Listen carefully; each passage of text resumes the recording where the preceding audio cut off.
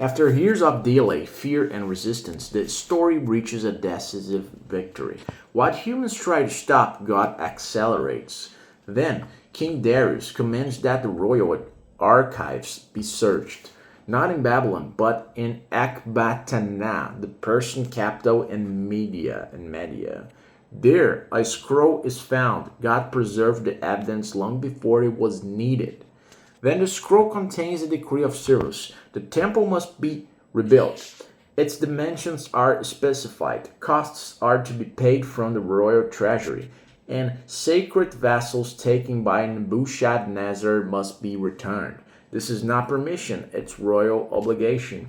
What began as faith now has legal force. Then, God turns enemies into sponsors, okay? Darius issues a stunning command to the very officials who questioned the work. Do not interfere. Pay all expenses. Provide animals, grain, wine, and oil daily. Anyone who resists will be executed. And then Darius adds, may God overthrow any kind of people. No. May God overthrow any king or people who lifts a hand to change this decree. This is one of the strongest reverses in scripture, okay? Opposition becomes funding. So then, the temple is completed. Because of God's command, the prophet's encouragement, and royal enforcement, the temple is finished in the 6th year of Darius. After 70 years of exile and 20 years of rebuilding delays, God's house stands again. God finishes what he starts, and even if it takes longer than expected, okay?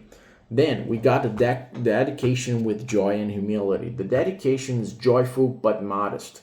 100 bulls, 200 rams, 400 lambs, 12 male goats, one for each tribe. Compared to Solomon's temple, this is small, but God accepts it fully, okay? They also appoint priests and Levites by divisions. Restore worship according to the law of Moses. God values obedience, not extravagance, right? Then we got a Passover celebrated in purity.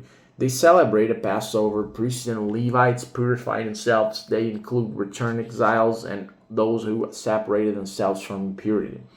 And this is beautiful. And this beautiful line closes the chapter. The Lord had filled them with joy by changing the attitude of the king of Assyria toward them. The Persian king is still called king of Assyria as heir of the empire. God didn't just change laws. He changed hearts, okay? And what are the key lessons from this chapter? The first lesson is God preserves proof of his promises. Cyrus' decree was never lost.